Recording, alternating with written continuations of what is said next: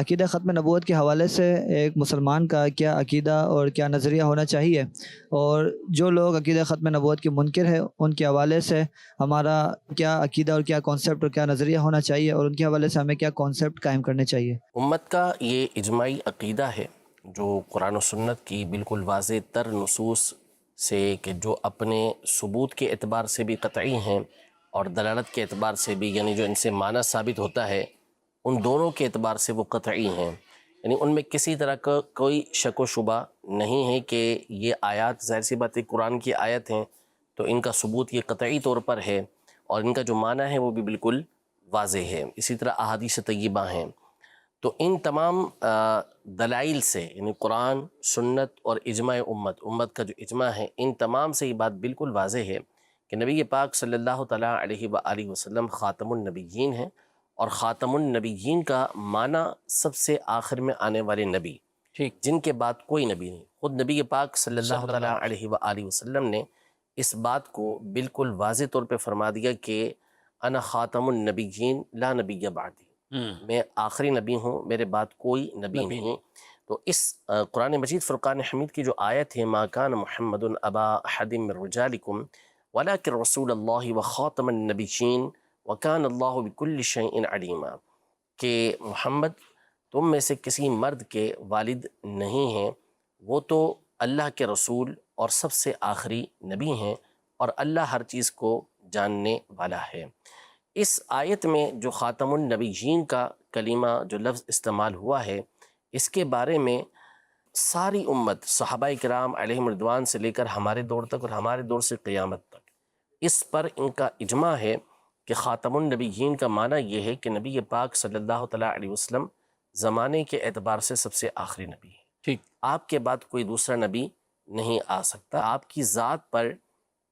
جو نبوت کا دروازہ ہے وہ بند ہو چکا، یعنی آپ علیہ السلام کے بعد نہ کوئی نیا نبی آئے گا نہ آ سکتا ہے۔ ٹھیک، آنا تو یہ نہیں ممکن بھی نہیں، آ چکا۔ جیسے مسیلمہ کذاب کے ماننے والوں نے یہ کہا کہ مسیلمہ کذاب کو انہوں نے نبی کہا، نعوذ باللہ، وہ جھوٹا نبی تھا، دجال تھا۔ اسی طرح اسود کے بارے میں کہا کہ یہ نبی ہے۔ اسی طرح اور جو دعوے کرتے ہوئے آئے، یہاں تک کہ قادیانی، غلام احمد قادیانی، اس کو نبی مانا گیا، نعوذ باللہ۔ ایک تو ہے ماننا کہ یہ نبی ہے،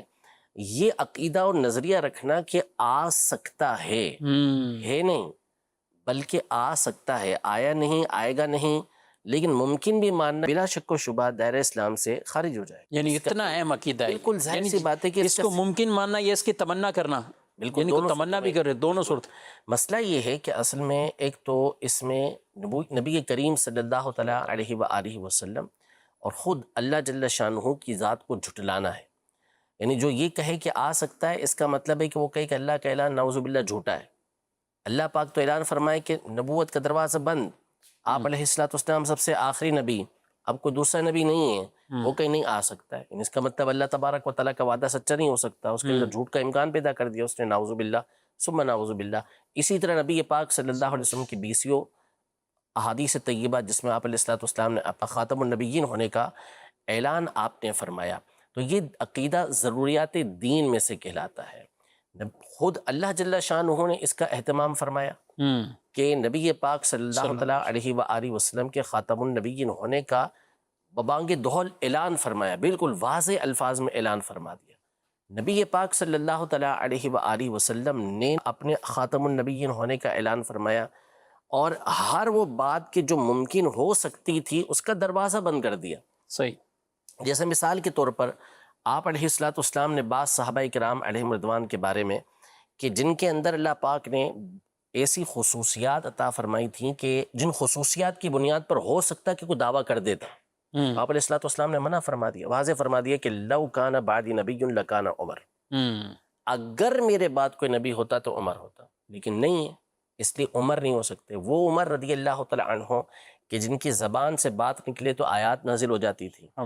ان کے مشوروں پر نبی پاک صلی اللہ علیہ وسلم عمل کیا کرتے تھے، وہ ذات گرامی جو اس قدر صلاحیتیں رکھتی ہیں، اس قدر خوبیاں رکھتی ہے، تقوی، پرہیزگاری، علم، ہر چیز ان کے اندر موجود، لیکن نبی پاک صلی اللہ علیہ وسلم نے واضح طور پہ فرما دیا کہ یہ بھی نبی نہیں ہو سکتے۔ مولا کائنات مولا مشکل کشا رضی اللہ تعالیٰ عنہ کی بہت ساری فضیلتیں بیان کی، ان میں سے ایک مرتبہ آپ علیہ الصلوۃ والسلام نے ان سے فرمایا کہ تم میرے لیے ایسے ہی ہو جیسے کہ موسیٰ علیہ السلام کے لیے ہارون، اور منزلہ ایسے ہو جیسا کہ موسیٰ علیہ السلام کے لیے ہارون علیہ السلام. یعنی ہارون علیہ الصلوۃ والسلام جو ہے وہ حضرت موسیٰ علیہ الصلوۃ والسلام کی غیر موجودگی میں بنی اسرائیل کے اندر ان کے نائب مقرر ہوئے تھے. نبی پاک صلی اللہ تعالیٰ علیہ وآلہ وسلم نے واضح طور پر یعنی یہ خوبی بیان کی کہ ان کا مقام و مرتبہ ایسا ہی ہے، لیکن آپ علیہ الصلوۃ والسلام نے آپ کو شبہ کر سکتا تھا، ہو سکتا ہے کہ ہارون علیہ السلام یہ اللہ کے نبی ہیں، تو مولا کائنات رضی اللہ تعالیٰ عنہ بھی کہ اللہ کے نبی ہوں گے، تو واضح طور پہ فرما دیا لا نبی بعدی، میرے بعد دوسرا کوئی نبی نہیں ہے. نبی نہیں، کوئی شبہ پیدا ہونا اس کو بھی دور کر، اس کو بھی دور کر. یہ نبی پاک صلی اللہ تعالیٰ علیہ وسلم کی طرف سے تعلیمات ہیں. اسی طرح ہم حضرت ابوبکر صدیق رضی اللہ تعالیٰ عنہ کو دیکھیں، حضرت عمر رضی اللہ تعالیٰ عنہ کو دیکھیں، آگے چلتے چلے جائیں تو ان صحابہ کرام علیہم رضوان کے سامنے جب بھی ایسا کوئی معاملہ پیش ہوا تو انہوں نے ترجیح جس چیز کو دی وہ نبی پاک صلی اللہ تعالیٰ علیہ وآلہ وسلم کے اس منصب جلیل کی حفاظت کو دی، کہ ہر طرح کی ترجیح اس کے لیے تھی. اسی طرح یہ سلسلہ چلتا رہا. تو اس عقیدے کی اہمیت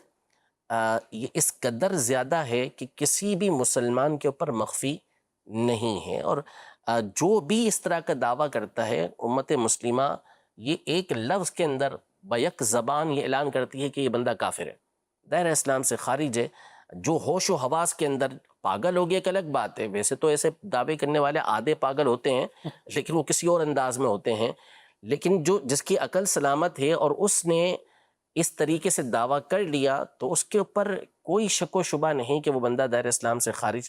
یعنی اس قدر اس طرح کے عقائد کی اہمیت ہوا کرتی ہے. ماشاءاللہ، یہ تو چند باتیں خلاصتاً نظر کی. قرآن پاک کی آیتیں پڑھتے جائیں تو کئی ایسی آیتیں بعض علماء نے تو جو جمع کی، اور اس میں تو کہا کہ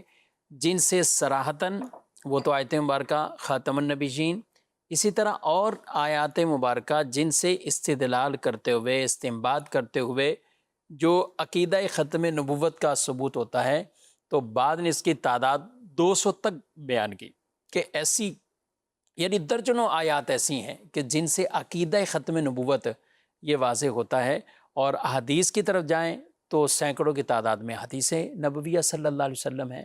اچھا، پھر صحابہ کرام علیہ مردوان کے معمولات کی طرف جائیں، آپ کتنے پختہ تھے، صحابہ کتنے پختہ تھے اس عقیدے کے حوالے سے، تو ان کی بھی ایسی قربانیاں ہیں کہ جو اپنی مثال آپ ہیں. یعنی سینکڑوں حفاظ جنگ